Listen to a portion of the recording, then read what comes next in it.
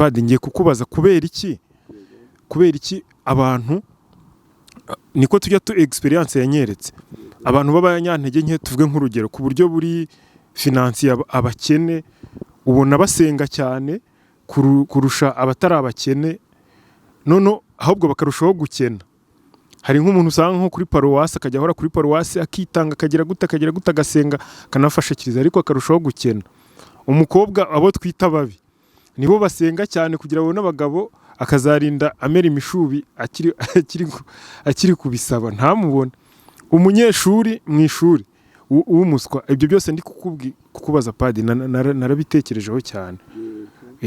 Abanyeshuri babandi b'abanyantege nke mu ishuri nawe hogiye wiga warababonye barasenga cyane bakarushaho kubabaswa kubera iki none ahubwo ugasanga babandi badasenga barakora bakabona amafaranga bakiga mu ishuri bagatsinda abashaka abagabo bakababona abashaka abagore bakababona. Ubuhanga bukivugaho iki ibyo bibazo bifite ubuhanga bubivugaho iki? Harimo ibibazo nka bitatu. Reka duhere ku cyo gusenga n'urugero watanze ukavuga uti wa muntu usenga ukabona ahora kuri paruwase aritanga. Reka duheraho ako kantu tugashyireho umucyo. Nkeka yuko aho ibihe bigeze dukwiye no gufungura amaso kuko Imana iduha ukwemera iduha n'ubwenge, kuko hari igihe dushobora gukora ikosa ryo kwibwira yuko ukwemera guturuka ku Mana ubwenge bugaturuka kwa shitani. Oya, Imana iduha kuyemera ni nayo iduha ubwenge ikanadusaba kubukoresha mu nzira ziyigana. Niyo mpamvu rero njyewe ibyo bintu byigeze kumbaho nkabona wa muntu w'umukirisitu witanga uhora kuri oya, ntabwo ari byo kuko hari uburyo bwo kumva isengesho. Ndagira mubwira yuko isengesho ni ikintu kinini, ntabwo ari gusa kuvuga ngo dawe uri mu ijuru kuri paruwase. Oya, isengesho wibuke yuko no gukora umurimo wawe ukawukora neza, gukora inshingano zawe neza ni isengesho. Hari igitero cyo muri gatikisimu abantu bakibuka gufata gatikisimu mu mutwe cyavuga ngo ni kuki tugomba gukora kugira ngo isi irusheho nziza n'abayituye barusheho gutera imbere kandi tuyerekeze ku Mana tubinyujije kuri Yesu Kristo. Muri gatikisimu kuki tugomba gukora kugira ngo isi irusheho kuba nziza. Dufite inshingano yo kugira ngo isi irusheho kuba nziza n'abayituye barusheho gutera imbere, biri mu nshingano zacu, kandi ngo tuyerekeze ku Mana tubinyujije kuri Yesu Kristo. Ntabwo rero inshingano yacu abemera ari ukuvuga gusa ngo nyagasani. Oya, no gukora inshingano yacu, akazi kacu, umurimo wacu ni isengesho.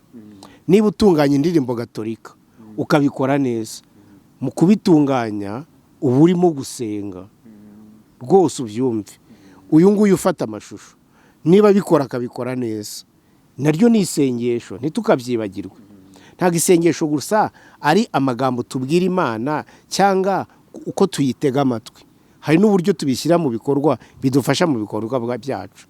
Iyo ni ingingo ya mbere. Ingingo ya kabiri ni ikintu nakwita nko kwitagatifuza. Hari ukuntu dushobora kumva yuko twitagatifuza kuko twaje kuri paruwasi. Nibyo, paruwasi kiliziya ni ingoro y'Imana, turahagera tukitagatifuza. Reka nkoresha ijambo sinzi irindi nakoresha mu kiliziya, mbese turahagera mu byiza ariko atari bibi, tukandura ubutagatifu bw'Imana tukabwisiga bukatujyaho. Tuba tuje kugira ngo mu byiza twandure ubwo butagatifu rwose budufate buduhame. Ariko ni byiza kwibuka yuko dufite inshingano niyo gutagatifuza ubuzima bwacu kugera mu rugo mu mbere. Niyo mpamvu rero niba umuntu w'umubyeyi mu mwaka mu minsi 365 akoresheje 200 ari kuri paruwasi hafi ya Yangoro, agakoresha 165 akorera urugo rwe, harimo ikibazo kuko no mu nshingano yo kurera abana be no kugira ngo abone ibibatunga naryo ni isengesho. Icyo kintu nacyo dukwiye kujya tukibuka. kuko hari igihe dushaka kumva isengesho tukabigarukiriza ku kantu gato, kandi isengesho ari ikintu kirambuye. No gukora umurimo wacu tukawukora neza, naryo ni uburyo bwo gusenga no guhimbaza Imana. Tugomba gukora kugira ngo isi irusheho kuba nziza, n'abayituye barusheho gutera imbere, kandi ngo tuyerekeze ku Mana tubinyujije kuri Yezu Kirisitu.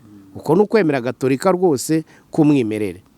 Noneho indi ngingo wazanye mukavuga uti wa muntu w'umunyantege nkeya, wa munyeshuri wiga agatsindwa, ukanavuga uti abakene nibo ubona begukiye isengesho, ubwabyo nta kibazo, dushyiremo abo dushatse bose, ubwabyo nta n'ikibi kirimo. Reka nkubwire, nta n'ikibi kirimo. None se ngewe iyo ncumbagira nkenera imbago, iyo ncumbagira nkenera imbago. Ni ukuvuga ko umuntu yakumva yuko afite izo ntege nke mu bwenge, mu mibereho, akiyambaza uhoraho, ntabwo ari bibi pe, nta n'igitangaje kirimo, nta n'igitangaje kirimo. Ahubwo wenda igitangaje ni uko hari umuntu ucumbagira ntabimenye. Hari abantu ntanakenere gufata imbago. Urabona hari n'abantu burya uzabona nk'abantu barwaye, ugasanga bakamubwira bati nyabuneka umwijima wawe waratobaguritse, ntugasome ku gatama.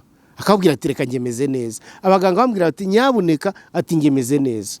Burya rero abantu, nabwiye ko abantu dufite ikintu cyo kwiyemera. Ikibazo dufite ni ikintu cyo kwiyemera. Indwara abantu dufite ni indwara yo kwiyemera. Hari uwiyemera mu by'ibyo by'ubuzima, bambwira turarwaye akavuga ati ngi ni muzima. Hari n'uwiyemera mu buzima busanzwe ukubwira yuko Imana atayikeneye. Ariko ntabwo ufite ikibazo ari wa wundi uzi yuko akeneye Imana. Ushobora gusanga ufite ikibazo ari wa wundi wiyemera uzi yuko ibintu byose bitangirira ari we ntangiriro n'iherezo rya byose. Iyo ngingo nayo tuyongereho. Noneho rero ikindi wenda wavuze gishoboka, ukabona wenda wa mucuruzi ufite ukwemera rwose, ukora ibintu bye ku murongo, ntabwo atera imbere cyane, ariko wa wundi ubigonga byose kimwitambitse imbere ukigonga, ukabona aratera imbere. Ibyo ngibyo ntabwo ari wa mbere ubyibaje. Nufata ndumva ari umutwe wa 20 w'igitabo cya Yeremiya yageze kubibaza Imana avuga ati ariko Nyagasani, hari akantu ngira ngo tujyeho impaka. Kuki abantu b'abagome ubona batera imbere bakamererwa neza? Nabyo bishobora kugira igisobanuro, kandi gisobanutse mu buhanga. Niba njyewe nemera Imana, havuga ni ibintu byanjye nzabikora gutya, nta muntu nzambura, nta muntu nzagurishwa igicuruzwa ngo nyungukemo 200% naba nkabishe.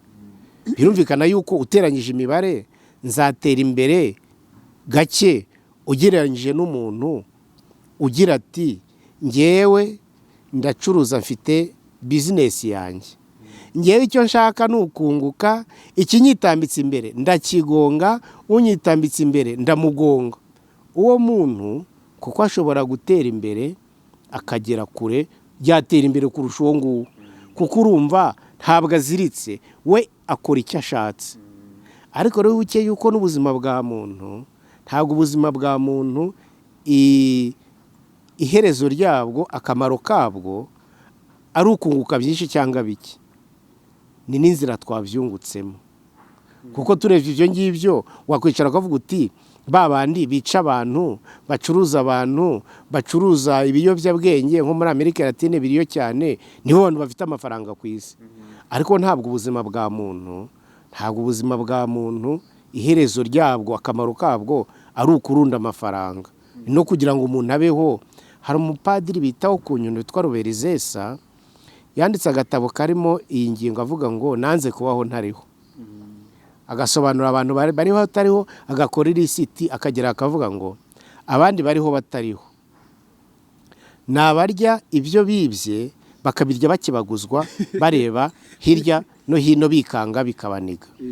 Ngo abandi bariho batariho nabarya byose ntibibuke umushonji ubari iruhande, noneho ubwangati bw'uko bariye byinshi birenze bugatuma barara badasinziriye. Akumva babiriye babihamije, ariko bariye barya n'ibyo bari gufashisha umukene, ngo ubwangati bugatuma barara badasinziriye. Yongeraho ngo abandi bariho batariho, nabanyura hose rubandika bakomera amashyi, ngo ariko umutima nama wabo bwite urimo ubaha induru. Urumva nye nkanyura ahantu mukampa amashyi, ariko umutima wanjye nama wanjye bwite uri mu mpa induru. Urumva icyo yashakaga kuvuga ni ukuvuga ngo ntabwo mu buzima bihagije, ntabwo ubuzima twavuga busendereye twabubarira gusa ku kuba wungutse amafaranga menshi kundusha.